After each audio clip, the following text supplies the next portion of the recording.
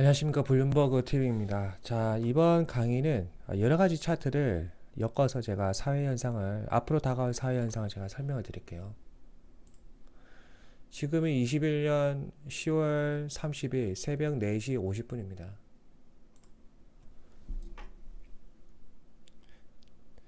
전 세계에서 지금 미국으로 수출되는 반도체는 다양한 국가에서 공급이 되지만 대표적으로 중국, 타이완, 한국, 말레이시아, 베트남 이렇게 있어요. 그 말레이시아나 베트남 같은 경우는 자동차 그 반도체가 많이 공급이 된다고 합니다. 자, 오늘 우선 하나씩 보겠습니다.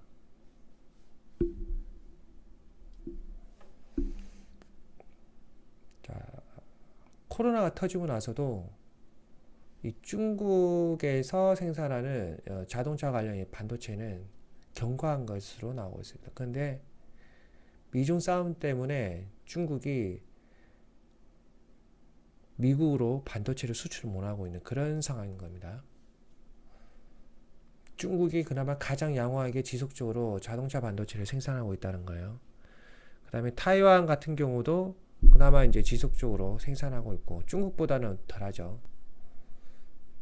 근데 말레이시아와 베트남은 코로나가 딱 터지자 바로 그냥 자동차 반도체가 급격하게 생산량이 줄어드는 걸로 알고 있습니다. 딱 보이시죠, 여러분? 그래서 우리나라 기사에서도 나오죠. 자동차 반도체는 삼성도 생산하고 있는데 이거를 그 필리핀 삼성 같은 경우는 자동차 반도체를 필리핀에서 생산한 걸로 저는 알고 있어요. 그래서 지금 이 자동차 특히 중고 자동차 가격이 급등한 이유가 이 마진이 안 좋으니까 대기업들이 자동차 반도체를 후진국가에서 다 생산한단 말이에요. 후진국가에 근데 백신 공급이 안 됐잖아, 맞죠?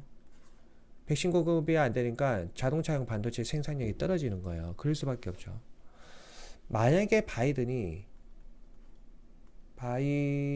대통령께서 중국과 우호적으로 지냈다면 아마 지금의 중고차 가격이 폭등하고 그럴 일은 없었을 겁니다. 왜? 중국에서는 생산량이 견조하게 유지가 됐으니까.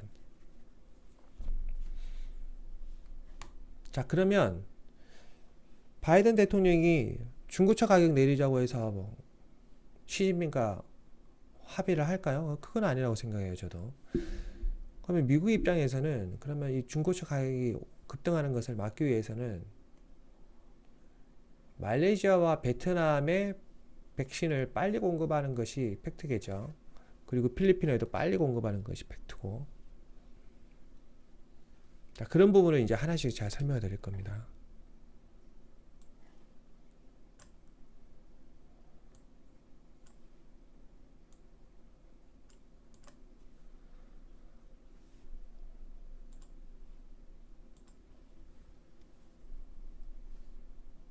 이 델타 변이 관련, 코로나 델타 변이 관련이에요. 델타 변이 관련인데, 자, 코비드 감염률, 타이완, 베트남, 말레이시아, 9월 이후로 팍 꺾이는 게 보이시죠?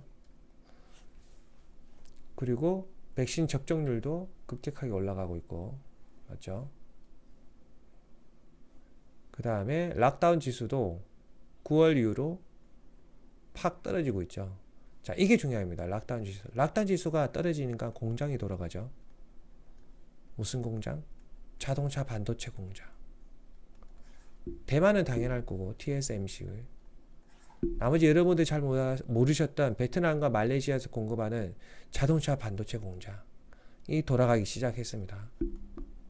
참고로 이 반도체 같은 경우는 그 배로 운송하는 게 아니라 항공 운송을 합니다. 항공 운송. 고부가 가치 상품이기 때문에 항공 운송을 합니다. 자, 그러면 우리나라에서 말하는 칩 수용 능력 내년에 안 좋을 거다 이렇게 생각하지만은 실제적으로 골드만삭스 자료는 그렇게 안 나옵니다, 여러분. 사업 전반적으로 칩이 부족하다고 나오고 있어요. 지금 우리나라 찌라시는 칩 재고가 많다고 돼 있잖아요. 많다. 그런데 현실은 아니에요. 부족해요. 부족해. 여기 보면 파운드리 웨이퍼, 캐패시터, 그 다음에 이미지 센서, 이런 부분들. 대표적으로 우리가 잘 아는 이 부분. 이 부분들 같은 경우는 많이 부족하다. 아직도. 나오죠? 많이 부족하다. 그리고 이 좌측 차트 같은 경우는 이건 평균값이고 평균값보다 더 많이 부족하다.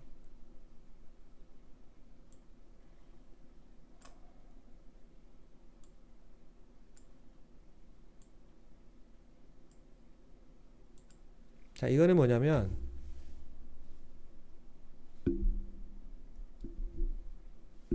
반도체 칩과 중고차 가격의 상관관계예요. 반도체 칩과 반도체와 그냥 반도체를 할게요. 반도체와 중고차 가격의 상관관계. 유즈드 베이클 돼 있잖아요. 즉 반도체가 공급이 잘 되면 중고차 가격이 내려가는 게 아니라 올라간다. 상호 공생관계라는 거죠. 공생관계. 이 중고차 가격이라는 것이 반도체가 공급이 안 된다고 해서 중고차 가격이 올라가는 것도 아니고, 반도체 공급이 많이 된다고 해서 중고차 가격이 내려가는 것도 아니라는 거죠. 핵심은, 팩트는. 결국 이 중고차를 찾는 수요가 얼마나 되냐, 그게 중요한 거지. 반도체가 공급되고 안 되고가 그렇게 크게 안 미친다는 겁니다. 당연히 지금 같은 경우는 특이한 상황이기 때문에 반도체가 공급이 안 되니까 중고차를 팔 수가 없으니까, 사고 싶은 사람이 팔 수가 없으니까 상대적으로 중고차 공급이 줄어드니까 어쩔 수 없이 공급 병목 현상으로 가격이 올라가는 거잖아요. 이런 경우는 아주 특이한 경우예요. 그러면 모든 것이 정상화되는 상황에서 수요가, 중고차를 찾는 수요만 더 급등한다면 반도체 공급이 잘 되고 중고차 가격도 같이 올라가고, 이런 선순환 과정이 일어난다는 거예요. 선순환. 그걸 나타내는 거예요, 여러분.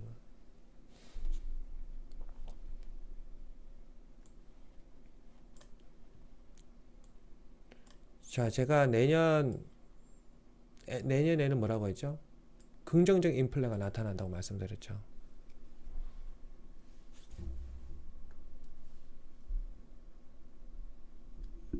내년에는 긍정적 인플레가 나타난다. 그 시나리오가 지금도 계속 나오고 있어요. 지금도. 이거는 그 산업에서 필요한 노동 수요를 나타내고 있습니다. 그 노동 수요가 0을 지났잖아요. 0을 지나서 한 대략 여름경부터 플러스로 돌입했죠. 모든 수치값이. 산업에서는 임금비를 올려줄 의사도 있다. 임금비를 올려줄 의사도 있으니 노동자들이요, 일하러 와라. 자, 이게 결국에는 뭐죠? 긍정적 인플레 현상.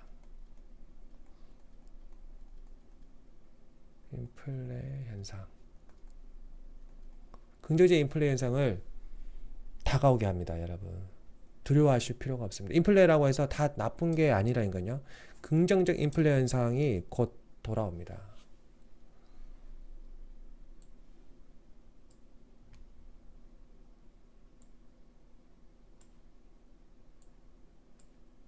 자, 이 자료는 자동차용 칩 공급 예상 수치값이에요. 골드만삭스. 제가 보여드린 건 다 골드만삭스, JP모건, 그 다음에 뱅크 오브 아메리카, 그런 회사들의 자료들입니다. 자, 이 자료 한 번 더 말씀드리면 자동차용 칩 공급,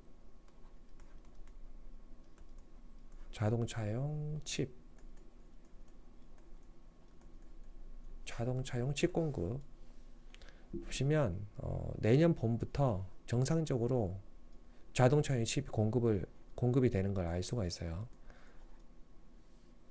그 논리적 어떤 사례안도 제가 조금 전에 계속 말씀을 드렸죠. 그런 것들로 인해서 결과는 정상화된다. 중고차 팔려면 올겨울에 파는 게 가장 고점에 파는 거다. 아니면 중고차 파시려면 지금 파시는 게 가장 고점에 잘 파시는 거예요.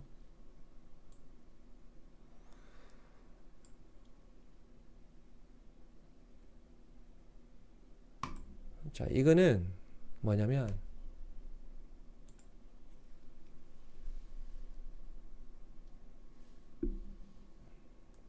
자, 이거는 뭐냐면 여러분 US 포트 있잖아요. 포트 컨테이너 항만에 가시면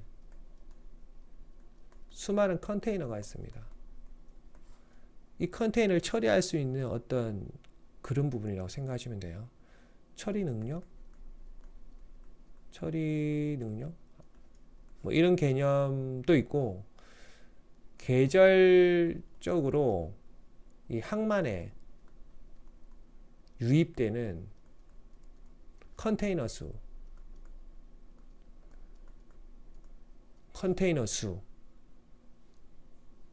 있는데 지금은 현재 이 자료 같은 경우는 인바운드 로드 컨테이너 US 포트 있잖아요. 이 자료 같은 경우는 이거예요. 두 번째를 말하는 거예요. 계절적으로 인바운드 되는 항만 유입 컨테이너 수예요. 그러면 지금 현재 컨테이너 같은 경우는 병목 현상이 나타났잖아요. 컨테이너를 처리를 안 하는 게 아니야. 처리를 밤새서 지금 하고 있는데 유입되는 컨테이너가 많다는 것이 문제점이잖아요. 그러면 유입되는 컨테이너 수가 안 많으면 기존 재고 컨테이너부터 처리를 하면 이 병목 현상은 해결이 되는 거죠. 그래서 이 계절 지수를 대입을 해서 이제 우리가 보면 이때까지 쭉 보면 항상 겨울이 접어드는 그 시점에는 컨테이너 수가 줄어들더라. 해외에서 들어오는 컨테이너 수가 줄어들더라는 겁니다. 여기 보면 여기 겨울이 접어드니까 컨테이너 수가 급격하게 줄어들더라. 급격하게. 그러면 다가오는 겨울 대략 12월에서 1월에도 이 컨테이너 유입량이 미국 그 캘리포니아 항인가 샌프란시스코 항인가 있죠. 그쪽으로 유입되는 컨테이너 수가 급격하게 줄어든다는 거예요. 급격하게 줄어들면 기존 그 항만 위에 있는 이 컨테이너를 처리할 시간이 있다는 거예요. 그렇게 해서 병목 현상은 해결이 된다. 병목 현상은 해결이 된다. 이겁니다, 여러분. 골드만삭스에서 생각하는 거는. 그래서 제가 계속 강조를 하지만 22년 1분기에는 긍정적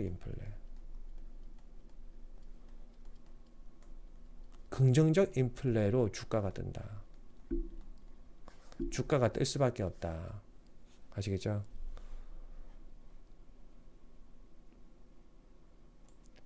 구독과 좋아요, 알림 설정은 저에게 큰 힘을 줍니다. 감사합니다.